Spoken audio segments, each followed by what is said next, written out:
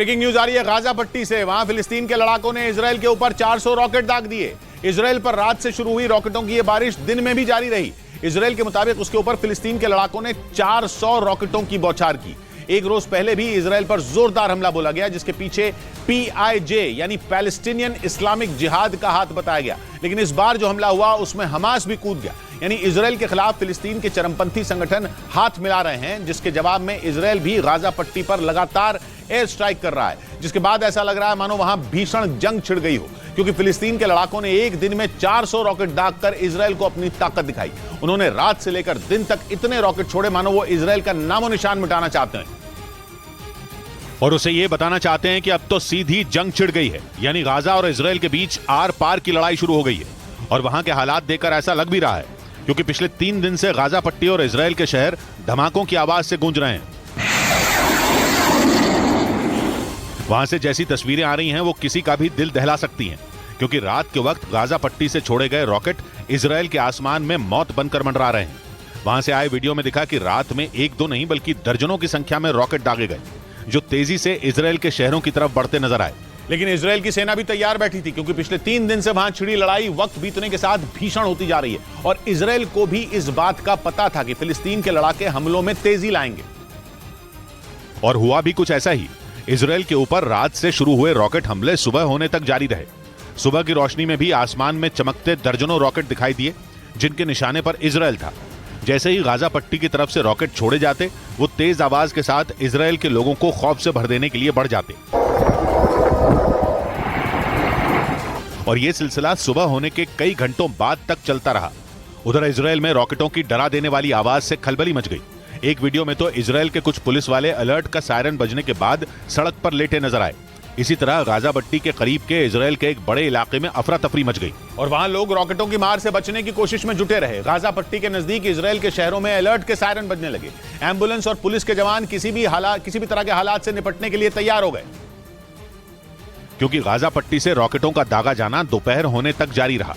हालांकि इस बीच इजराइल के डिफेंस सिस्टम लगातार उन्हें ढेर करने में जुटे रहे, लेकिन लगातार दागे जा रहे रॉकेटों की संख्या इतनी ज्यादा थी कि उनमें कई इजराइल की जमीन पर गिरकर फट गए। इजराइल के मुताबिक उसके दक्षिणी हिस्से के अश्केलोन शहर में एक जोरदार धमाका हुआ। दक्षिणी इजराइल में पड़ने वाला अश्केलोन शहर गाजा पट्टी से सिर्फ 20 किलोमीटर दूर है और इजराइल के मुताबिक वहां की एक बड़ी इमारत को रॉकेट ने निशाना बनाया और इमारत में धमाके की खबर मिलते ही रेस्क्यू की टीम वहां बिना देर किए पहुंच गई। हालांकि इजराइल के मुताबिक वहां किसी को कोई नुकसान नहीं पहुंचा, लेकिन फिर भी खतरा कम नहीं हुआ था, क्योंकि एक रोज पहले की तरह ही एक बार फिर फिलिस्तीन के लड़ाकों ने लंबी दूरी तक मार करने वाले रॉकेट दागे, जो इजराइल के शहर तेल अवीव तक पहुंच गए। और वहां भी अलर्ट के सायरन गूंजने लगे। इजराइल के लिए यह बेहद चौंका देने वाली बात थी, क्योंकि इस तरह फिलिस्तीन के चरमपंथियों ने तेल अवीव को कभी निशाना नहीं बनाया था। वो गाजा पट्टी के बेहद करीब पड़ने वाले इजरायली शहरों पर ही वार करते थे, लेकिन इस बार उन्होंने गाजा से करीब 70 किलोमीटर दूर मौजूद तेल अवीव शहर को लगातार दूसरे दिन निशाना बनाया। हालांकि इजराइल ने दावा किया कि तेल अवीव शहर के करीब पहुंचते ही रॉकेट ढेर कर दिए गए। क्योंकि फिलिस्तीन के लड़ाकों के इस हमले के जवाब में इजराइल भी चुप नहीं बैठा, बल्कि उसने गाजा पट्टी की तरफ से दागे गए रॉकेटों का शिकार करने की तैयारी एक दिन पहले ही कर ली थी, जिसके लिए उसने अपने सबसे ताकतवर एयर डिफेंस सिस्टम आयरन डोम का मुंह गाजा पट्टी की तरफ मोड़ दिया, ताकि उधर से आते रॉकेटों को हवा में ही मार गिराया जा सके। और इजराइल की फौज की तरफ से इसका एक वीडियो भी जारी किया गया, जिसमें उसका महाशक्तिशाली आयरन डोम रॉकेटों का शिकार करता नजर आया। वीडियो में दिखा कि इजराइल की तरफ बढ़ते रॉकेटों पर आयरन डोम ने निशाना साधा और तेजी से उनकी तरफ रोशनी का एक गोला बढ़ता दिखा, जिसने एक एक कर इजराइल की तरफ बढ़ रहे सारे रॉकेटों को तबाह कर दिया। इजराइल का आरोप है कि ये रॉकेट गाजा पट्टी के इलाके में हमास के लड़ाकों की तरफ से दागे गए थे, क्योंकि उन्हें यह लगा था कि इजराइल का सुरक्षा कवच आयरन डोम के बंद पड़ जाने से कमजोर हो चुका है। उसे यह गलतफहमी इसलिए हुई क्योंकि कुछ दिन पहले आयरन डोम के अचानक बंद पड़ने की खबरें सामने आई थी और यह दावा किया गया था कि कुछ देर के लिए आयरन डोम के खराब होते ही गाजा पट्टी और वेस्ट बैंक के इलाके में कई रॉकेट हमले हुए। खबर तो यह भी थी कि इस दौरान वेस्ट बैंक इलाके में इन रॉकेटों की मदद से रिहायशी इलाकों पर भी कहर बरपाया गया। हालांकि इजराइल की सेना ने इस घटना के कुछ देर बाद ही आयरन डोम के दुरुस्त हो जाने का दावा भी कर दिया था, लेकिन आरोप है कि हमास की तरफ से ये हमले फिर भी नहीं रुके। हालांकि इजराइल की सेना ने जो वीडियो जारी किया उससे ये साफ हो गया कि आयरन डोम फिर एक बार इजराइल की सुरक्षा में पूरी ताकत से तैनात कर दिया गया, जिसके बाद वहां से एक भी रॉकेट का निकल पाना मुश्किल हो गया। और इसी वजह से 400 रॉकेट दागे जाने के बाद भी इजराइल को कोई बड़ा नुकसान नहीं हुआ, लेकिन इसके बाद बुरी तरह भड़के इजराइल ने फिलिस्तीन के चरमपंथियों पर जोरदार पलटवार कर दिया। और गाजा पट्टी में मौजूद उनके कई ठिकानों को तबाह करने का दावा किया। इजराइल के मुताबिक उसकी सेना ने गाजा पट्टी में 50 टारगेट पर धावा बोला, जिनमें फिलिस्तीनी लड़ाकों के कई ऐसे ठिकाने भी शामिल थे जहां से वो लगातार रॉकेट दाग रहे थे। इजराइल ने दावा किया कि उसकी सेना की स्ट्राइक में गाजा पट्टी के उत्तर में मौजूद चरमपंथियों का एक बड़ा कैंप बर्बाद हो गया, जबकि गाजा पट्टी के दक्षिण के हिस्से पर भी इजराइल ने ताबड़तोड़ स्ट्राइक की। इजराइल के मुताबिक उसके हमले में 4 चरमपंथी मारे गए, जबकि फिलिस्तीन ने आरोप लगाया कि पिछले 3 दिन में इजराइल की बमबारी से 20 फिलिस्तीनियों की मौत हुई, जिनमें 5 महिलाएं और 5 बच्चे भी शामिल हैं। लेकिन फिलिस्तीन के इस आरोप का इजराइल के प्रधानमंत्री बेनियामिन नेतन्याहू पर जरा भी असर नहीं दिखाई दिया, बल्कि उन्होंने जो हुंकार भरी उससे तो यही लगा कि वो पूरे गाजा को मिटाकर ही दम लेंगे।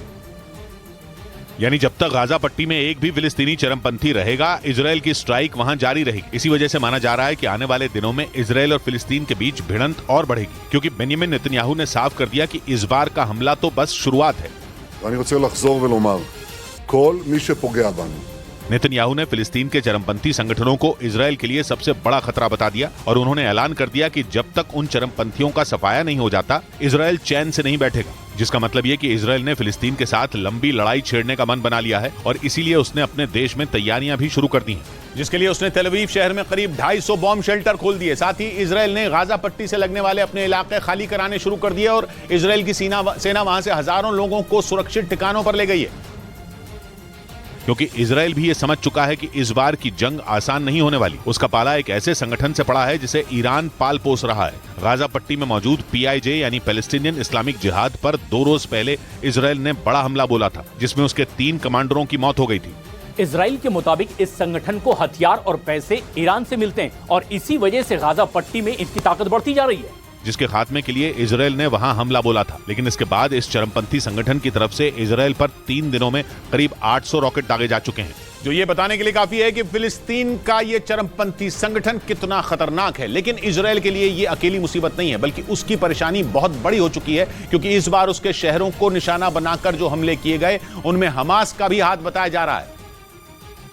और कहा जा रहा है कि हमास ने पैलेस्टीनियन इस्लामिक जिहाद के साथ हाथ मिला लिया है, जो इजराइल के लिए बहुत बड़ा खतरा बन सकता है, क्योंकि 2007 से गाजा पट्टी में बैठा हमास बेहद ताकतवर संगठन है और उसने कई साल से इजराइल की नींद उड़ा रखी है। इस बीच गाजा पट्टी में कई छोटे छोटे चरमपंथी संगठन भी खड़े हुए, लेकिन राज हमास का ही चलता रहा। हालांकि फिलिस्तीनी इस्लामिक जिहाद वहां दूसरे नंबर का संगठन है जिसके रिश्ते हमास से ठीक नहीं रहे, लेकिन अब कहा जा रहा है कि दोनों ने हाथ मिला लिया, जो इजराइल के लिए बुरी खबर है। हालांकि इजराइल इस हमले में हमास का हाथ होने से इनकार कर रहा है, यानी वो ये नहीं दिखाना चाहता कि गाजा में 2 बड़े चरमपंथी संगठन मिलकर उसके खिलाफ खड़े हो गए और आने वाले दिनों में वो दोनों ही मिलकर इजराइल की मुसीबत बढ़ा सकते हैं। लेकिन इजराइल भी PIJ का सफाया करने पर उतारू है।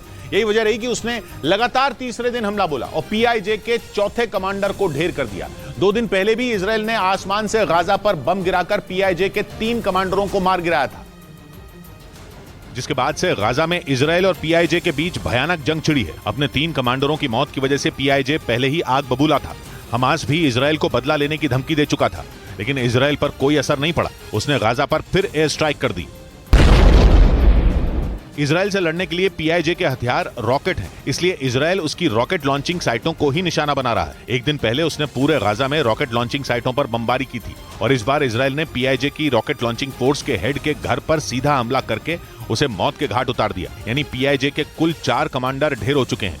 जबकि इजराइल के पड़ोसी मिस्र के एक न्यूज चैनल ने दावा किया था कि मिस्र ने गाजा में सीज फायर करवा दिया, लेकिन इजराइल ने उसकी भी नहीं मानी और कुछ घंटे बाद ही गाजा पर फिर हमला बोल दिया, जिससे PIJ का गुस्सा 7वें आसमान पर पहुंच गया। उसने इजराइल को सीधी धमकी दे दी कि उसके कमांडर की मौत भी रॉकेट हमलों को रोक नहीं पाएगी, यानी अब आग और भड़केगी। यही वजह है कि माना जा रहा है कि यह लड़ाई बहुत खतरनाक रूप ले सकती है। ऐसी लड़ाई जो शायद इस बार सिर्फ इजराइल और फिलिस्तीन के चरमपंथी संगठनों पर ही न सिमटे, बल्कि हो सकता है कि ईरान अपने साथियों की मदद करने के लिए सीधे इजराइल से भिड़ पड़े।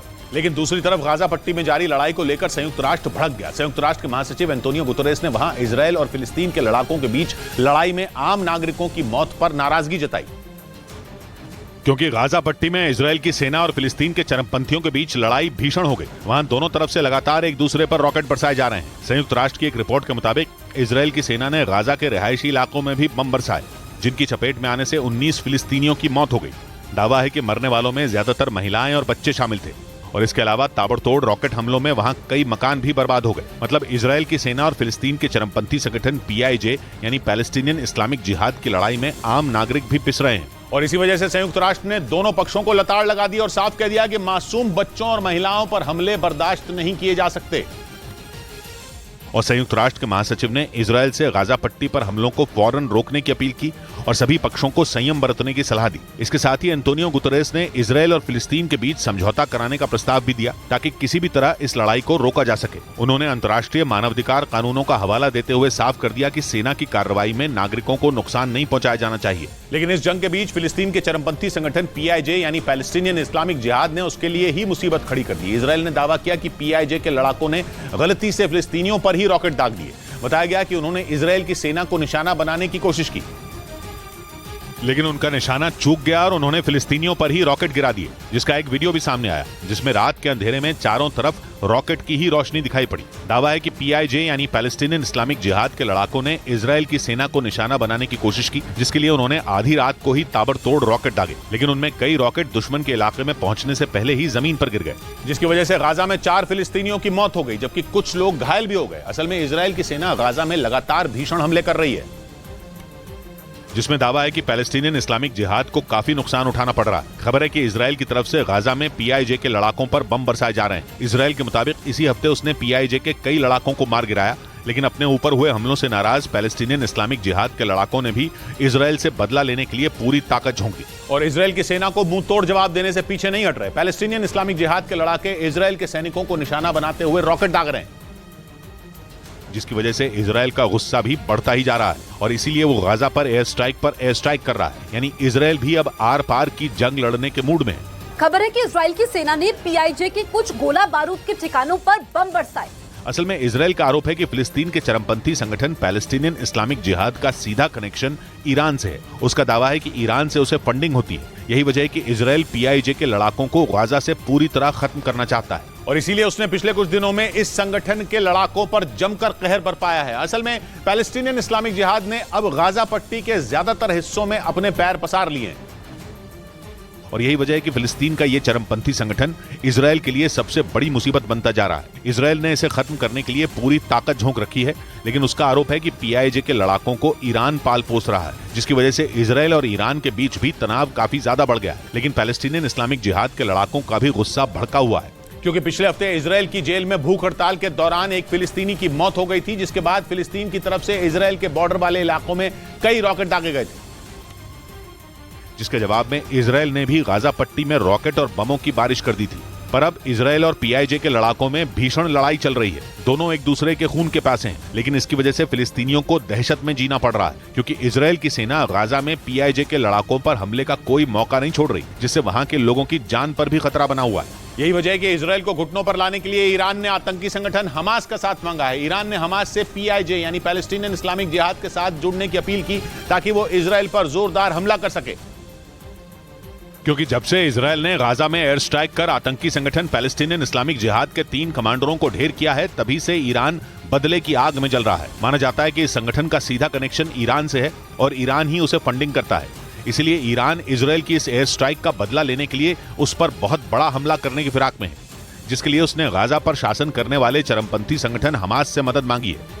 हमास भी ईरान की ही तरह इजरायल का कट्टर दुश्मन है और वो शुरू से ही इजरायल के अस्तित्व का विरोध करता रहा है। आतंकी संगठन हमास इजरायल के कब्जे से फिलिस्तीनी क्षेत्रों को हर हाल में छुड़ाना चाहता है और अपने इसी मकसद को पूरा करने के लिए हमास ने इजरायल की नाक में दम कर रखा है। वो इजरायल पर हमला करने का कोई मौका नहीं छोड़ता। इसी वजह से गाजा में इजरायल और हमास के बीच पिछले कई साल से भीषण जंग छिड़ी हुई है, जिसमें इजरायल का पलड़ा हमेशा भारी रहता है, क्योंकि उसके पास हमास से कई गुना ज्यादा सैन्य ताकत है। इजरायल की खतरनाक मिसाइलें और लड़ाकू विमानों से बरसाए गए रॉकेट और बमों ने अब तक हमास के सैकड़ों लड़ाके मार दिए हैं।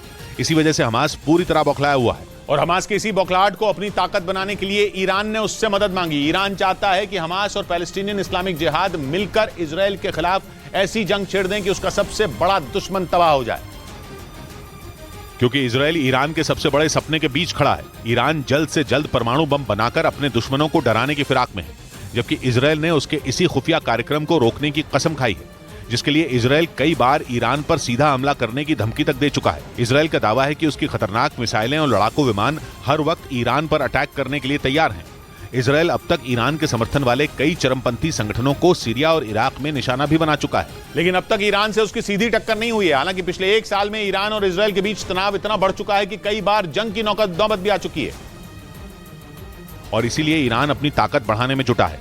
इसके साथ ही वो पैलेस्टीनियन इस्लामिक जिहाद जैसे आतंकी संगठनों की मदद से भी इसराइल को नुकसान पहुंचाने की कोशिश में है, क्योंकि हमास की तरह ही ये संगठन भी वेस्ट बैंक, गाजा और इसराइल के कब्जे वाले इलाकों में फिलिस्तीन का कब्जा चाहता है। ऐसे में ईरान ने हमास और पैलेस्टीनियन इस्लामिक जिहाद को मिलाने का खतरनाक प्लान बनाया है। यही नहीं, उसने वादा किया कि हमास को उसकी सेना की ब्रांच IRGC यानी इस्लामिक रिवॉल्यूशनरी गार्ड कोर का भी पूरा साथ मिलेगा। और यूरेशियन टाइम्स नाम की वेबसाइट ने दावा किया कि इसराइल ने इससे निपटने की तैयारी भी शुरू कर दी है। दावे के मुताबिक इसराइल ने ब्लू व्हेल नाम की नई जासूसी पनडुब्बी तैयार की है जो ईरान की मुश्किलें बढ़ा सकती है। दावा है कि इसराइल उसके जरिए समंदर में ईरान को सबक सिखाने की तैयारी में जुट गया है, क्योंकि इसराइल की ये सबमरीन बेहद खास है। ये पानी के अंदर छिपकर दुश्मन की पनडुब्बी और युद्धपोत का पता लगा सकती है। इसके साथ ही पानी के बाहर बंदरगाहों और सैन्य ठिकानों की भी निगरानी कर सकती है। यूरेशियन टाइम्स की रिपोर्ट के मुताबिक इसराइल की ब्लू व्हेल LE-3325 नाम की ये पनडुब्बी करीब 11 मीटर लंबी और 1 मीटर चौड़ी है। इसकी सबसे बड़ी खासियत यह है कि इसे कंट्रोल करने के लिए किसी चालक दल का होना भी जरूरी नहीं है, यानी इस पनडुब्बी को पानी के बाहर से ही कंट्रोल किया जा सकता है और इसी वजह से इसराइल की ये पनडुब्बी बेहद घातक हो जाती है। क्योंकि जासूसी के दौरान अगर दुश्मन इस पर हमला भी करता है तो उसमें किसी सैनिक की जान नहीं जाएगी। इतना ही नहीं, ये ब्लू व्हेल पनडुब्बी जासूसी करने के अलावा हमला करने में भी सक्षम है, यानी इसके जरिए दुश्मन पर न सिर्फ नजर रखी जा सकती है बल्कि जरूरत पड़ने पर उसका खात्मा भी किया जा सकता है। यूरेशियन टाइम्स की रिपोर्ट के मुताबिक ब्लू व्हेल पनडुब्बी एक बार में करीब 30 दिन तक पानी के अंदर रह सकती है और दुश्मन की जानकारी इकट्ठा कर उसे दुनिया के किसी भी कोने में भेज सकती है। इसीलिए दावा किया गया कि इसराइल की ये पनडुब्बी समंदर में उसके दुश्मनों के लिए काल साबित होगी।